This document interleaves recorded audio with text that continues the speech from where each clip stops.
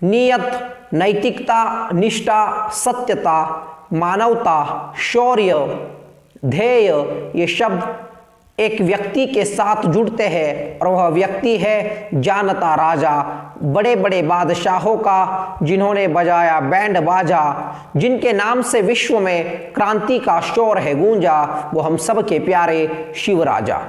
नमस्कार दोस्तों, मैं रविराज जाधव आप सबका स्वागत करता हूं और 19 फरवरी की शिव जयंती की आप सबको शुभकामनाएं देता हूं। यदि छत्रपति शिवाजी महाराज न होते तो फिर इस महाराष्ट्र के साथ साथ इस राष्ट्र का इतिहास क्या होता, यह हम सोच भी नहीं सकते। एशिया का सबसे बड़ा साम्राज्य मुगल साम्राज्य था, जिसके बादशाह थे औरंगजेब। लेकिन उस साम्राज्य को चुनौती दी एक छोटे से प्रदेश के एक राजा ने। एक छोटे से प्रदेश के राजा भले ही हो, लेकिन उनकी कीर्ति काफी महान थी।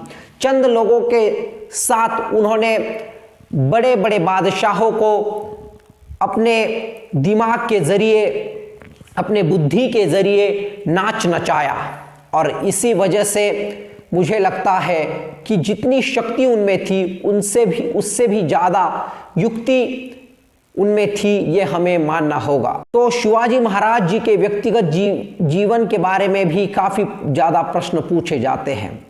शिवाजी महाराज जी को 2 पुत्र थे। पहले संभाजी राजे भोसले, जो बाद में जाकर बेहतरीन राजा बने। उसके बाद एक राजा राम महाराज थे, वह भी बाद में जाकर अपने बड़े भाई संभाजी राजे के बाद राजा बने। शिवाजी महाराज जी के पिता शहाजी महाराज थे और उनकी माता माय मावली जिजाऊ थी। और इतनी बड़ी विरासत उन्होंने महाराष्ट्र में निर्माण की कि आज उनके सामने हर कोई नतमस्तक है। एक शौर्य का, एक ध्येय का, एक संस्कार का इतिहास इस राष्ट्र को देने का कार्य छत्रपति शिवाजी महाराज जी ने किया है। शिवाजी महाराज जी के जब हम कुछ अलग पहलुओं को देखते हैं कि उनके जीवन में कितनी महिलाएं आई, तो उन्होंने 8 महिलाओं के साथ विवाह किया। तो वो कौन सी भाग्यवान महिलाएं हैं जो छत्रपति शिवाजी महाराज जी के जीवन में आई और उनके जीवन को उज्जवल किया? तो उनमें पहले नंबर पे है सईबाई, उसके बाद सोयराबाई, पुतलाबाई, गुणवंताबाई, सगुनाबाई, काशीबाई, लक्ष्मीबाई, सकवारबाई जिन्हें कमलाबाई भी कहा जाता था। तो ये 8 महिलाओं के साथ छत्रपति शिवाजी महाराज विवाहित रहे। उसके साथ साथ एक बहुत बड़ी कंट्रोवर्सी छत्रपति शिवाजी महाराज जी की और बीजापुर के बादशाह सुल्तान आदिल शाह जी के साथ रही है। छत्रपति शिवाजी महाराज जी के जो पिता थे शहाजी राजे भोसले, वो निष्ठावान रहते थे। कभी आदिल शाह के लिए वो काम किया करते थे, कभी निज़ाम शाह के दरबार की वो सेवा किया करते थे। लेकिन इन दोनों दरबारों की सेवा करके उन्हें कुछ हासिल नहीं होने वाला, ये उन्हें पता था और इसीलिए शिवाजी महाराज जी ने एक अलग रास्ता अपनाया। उन्होंने चेतावनी दी निज़ाम शाही को और उसके साथ साथ आदिल शाही को। तो जब आदिल शाह जी के और छत्रपति शिवाजी महाराज जी के संबंध देखे जाए तो काफ़ी कूटनीति अपनाकर छत्रपति शिवाजी महाराज ने आदिल शाही को चेतावनी दी, चुनौती दी और इसीलिए आदिल शाह ने अल्टीमेट दे रखा था शिवाजी राजे के पिता शहाजी राजे को कि वो अपने स्वयं के पुत्र को नियंत्रण में रखे। जो विस्तार की नीति वो अपना रहे हैं उसको मैं स्वीकार नहीं करूँगा। तो ये अल्टीमेट दे रखा था आदिल शाह जी ने शहाजी राजे भोसले को। शहाजी राजे भोसले उस वक्त कर्नाटक में थे और कर्नाटक से उन्हें आदिल शाह जी ने कहीं ना कहीं गिरफ्तार किया था और उसके बाद ये अल्टीमेट उन्होंने दिया था। तो आप समझ सकते हो कि स्वराज के लिए, अपने लोगों के लिए, अपने अधिकार के लिए शिवाजी महाराज ने युद्ध छेड़ दिया था आदिल शाह जी के सामने।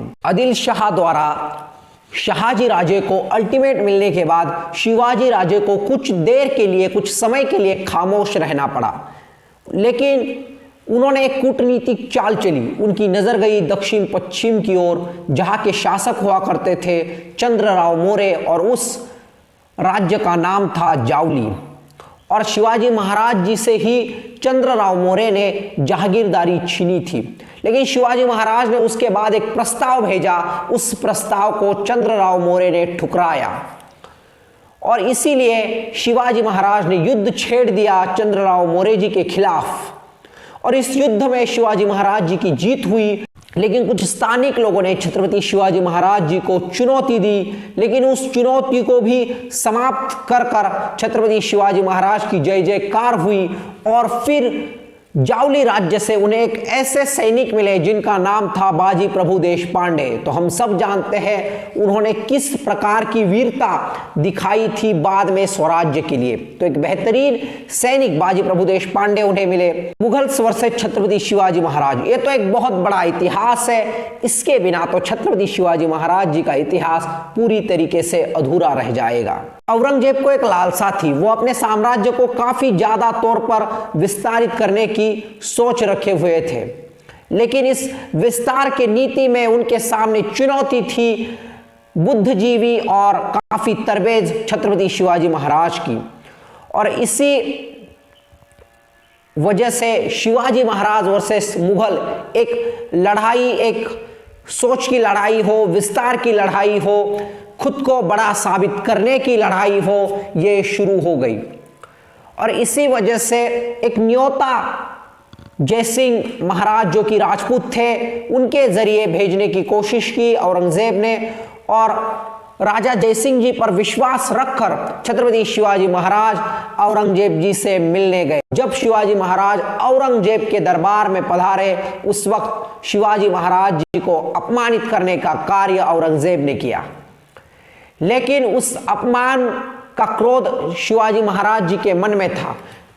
उसके बाद औरंगजेब ने शिवाजी महाराज जी को बंदी बना लिया, लेकिन कुछ बेहतरीन चाल चलकर शिवाजी महाराज वहां से भाग निकले और उसके बाद जयसिंह राजा, जो राजपूत राजा थे जयसिंह, उन्हें छत्रपति शिवाजी महाराज ने कहा कि आप भी हिंदू हो, मैं भी हिंदू हूं, इसलिए मैंने आप पर विश्वास रखा।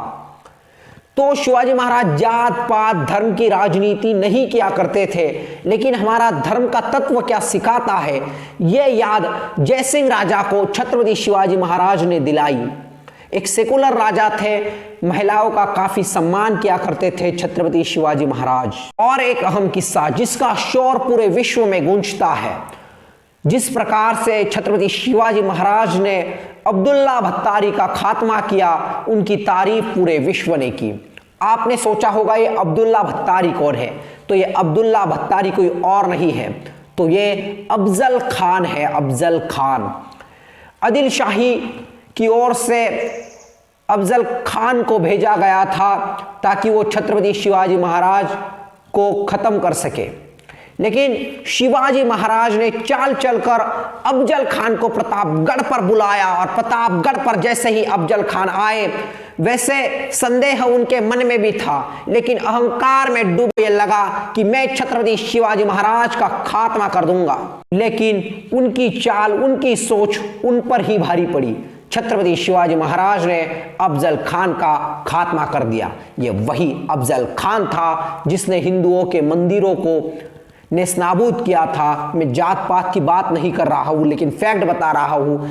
कहीं महिलाओं के साथ छेड़खानी की, लेकिन जब अन्याय हो, उस अन्याय के खिलाफ कोई लड़ा है इतिहास में, इस राष्ट्र के इतिहास में, तो वो छत्रपति शिवाजी महाराज है।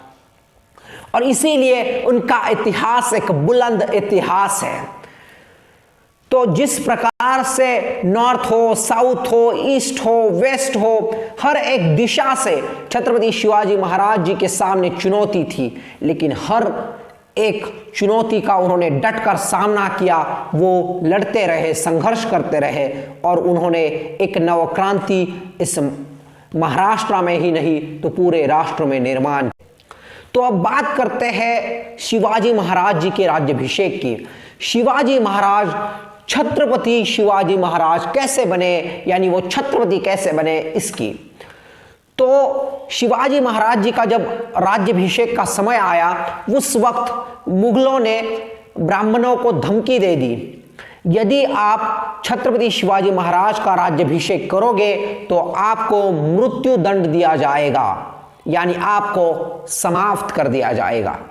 लेकिन शिवाजी महाराज ने इसको एक चुनौती के रूप में लिया और उन्होंने ये कह डाला कि अब तो वही ब्राह्मण के हाथ से मेरा राज्याभिषेक होगा जो मुगल के प्रदेश में आता है, मुगलों के राज्य में आता है। और इसी वजह से बालाजी, जो कि एक निजी व्यक्ति थे, शिवाजी महाराज जी के निजी सचिव थे, उन्होंने 3 दूत मुगलों के प्रदेश में भेजे। और जब ये न्योता ब्राह्मणों के पास आया तो वो भी काफी खुश हुए, उन्हें अच्छा लगा कि छत्रपति शिवाजी महाराज जी ने न्योता दिया है। और उसके बाद में उन 3 दूतों को और ब्राह्मणों को गिरफ्तार कर लिया गया और ब्राह्मणों ने कहा कि हमें तो पता ही नहीं है कि कौन है छत्रपति शिवाजी महाराज, और इसी वजह से बादशाह ने उनको छोड़ दिया।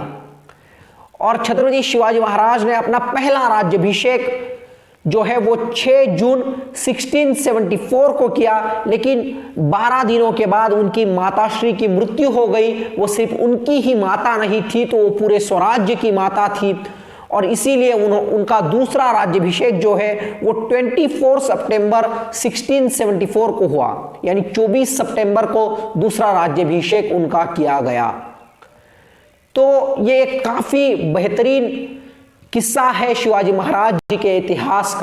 तो उसके बाद आते हैं शिवाजी महाराज जी के मृत्यु पर। तो जो उनकी मृत्यु है वो कैसे हुई, तो ऐसा कहा जाता है, कुछ फिक्स आंसर तो इस बात का नहीं है, लेकिन विष ग्रहण करने की वजह से, उन्हें विष देने की वजह से उनकी मृत्यु हुई। तो ये फिक्स आंसर नहीं है। तो उनकी मृत्यु की जो तारीख है इतिहास में वो है 3 अप्रैल 1680, यानी 3 अप्रैल 1680 में उनकी मृत्यु हुई, यानी लगभग 50 साल उनका जीवन रहा। लेकिन अपने जीवन में वो हमेशा के लिए सामान्य लोगों के लिए डटते रहे, लड़ते रहे। और उसके बाद जब छत्रपति शिवाजी महाराज जी की मृत्यु हुई तो औरंगजेब बादशाह की नजर गई भारत की ओर। उन्हें लगा कि अब जो मेरा सबसे बड़ा शत्रु है, जो मुझे चुनौती दे रहा था, वो तो नहीं रहा, अब मैं यहां पर अपने प्रदेश का विस्तार कर सकता हूं। और इसी वजह से बस 2 दिनों में बादशाह औरंगजेब ने आदिलशाही खत्म कर दी। महज 2 दिनों में आदिलशाही खत्म। उसके साथ साथ महज 1 दिन में उन्होंने कुतुबशाही खत्म कर दी। लेकिन छत्रपति शिवाजी महाराज जी के सुपुत्र वीर, वो कहते हैं ना कि शेर के यहाँ तो शेर ही जन्म लेता है, लेकिन यहाँ शेर के यहाँ सवा शेर ने जन्म लिया था। और संभाजी राजे भोसले 9 साल तक मुगलों के साथ युद्ध करते रहे। वो अपने जीवन को काफी जल्दी, यानी 32 के एज में ही वो अपनी जीवन यात्रा को खत्म कर बैठे। लेकिन उन्होंने स्वाभिमान को, अभिमान को गिरने नहीं दिया। अपने पिता का जो इतिहास था, उस इतिहास को जीवित रखने का कार्य उन्होंने किया। आपने कहा होगा छत्रपति शिवाजी महाराज जी को तो 2 पुत्र थे।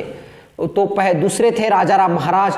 जब संभाजी राजे भोसले राजा चुने गए उस वक्त महज 10 साल के थे राजा राम महाराज, और इसी वजह से वरिष्ठ होने के नाते संभाजी राजे राजा बने। 1689 में गनोजी शिरकर, जो छत्रपति संभाजी महाराज के साले साहब थे, उनके मूर्खता की वजह से संभाजी महाराज जी को गिरफ्तार होना पड़ा।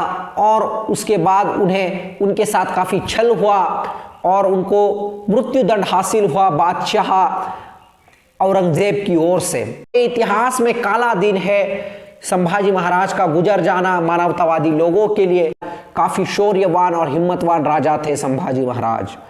जब हम छत्रपति शिवाजी महाराज जी के व्यक्तित्व के बारे में बात करते हैं तो उनके आदर्श थे भगवान श्री कृष्ण, शुक्राचार्य और उसके साथ साथ चाणक्य। तो शिवाजी महाराज जी के मंत्रिमंडल के बारे में जानने की आपको उत्सुकता होगी। उसमें पहले थे प्रधान, जिन्हें पेशवा भी कहा जाता था, जो राजा के बाद मुखिया थे। उसके बाद थे अमात्य, जो आर्थिक कारभार देखा किया करते थे। उसके बाद थे सचिव, जो दफ्तरी काम देखा करते थे, यानी दफ्तर ऑफिसेस में क्या चल रहा है क्या नहीं। और उसके बाद थे सुमंत, जो कि विदेश मंत्री थे, अन्य प्रदेशों के साथ किस प्रकार के रिश्ते रखने हैं वो ये तय किया करते थे। उसके बाद थे सेना प्रधान, जो कि सेना के प्रमुख हुआ करते थे। उसके बाद पंडित राव, जो दान और धर्म का कार्य किया करते थे। और 7 नंबर पे थे न्यायाधीश, जो न्याय देने का कार्य किया करते थे। और 8 नंबर पे मंत्री, यानी जो राजा के व्यक्तिगत सलाहकार थे, और इस प्रकार से उनका मंत्रिमंडल हुआ करता था। तो आज के लिए इतना ही। बस यही आशा करता हूं कि आप सब लोग शिवाजी महाराज जी की जो सोच थी, तत्व था, नीयत थी, नीति थी, निष्ठा थी, उस निष्ठा के जरिए समाज में कार्य करोगे। इतना ही कहना चाहता हूं और आप सबको फिर से शिव जयंती की शुभकामनाएं देना चाहता हूं। मिलते हैं एक अगले वीडियो में एक अगले विषय को लेकर। तब तक के लिए धन्यवाद, बहुत बहुत शुक्रिया। जय जिजाऊ, जय शिवराय, जय भवानी।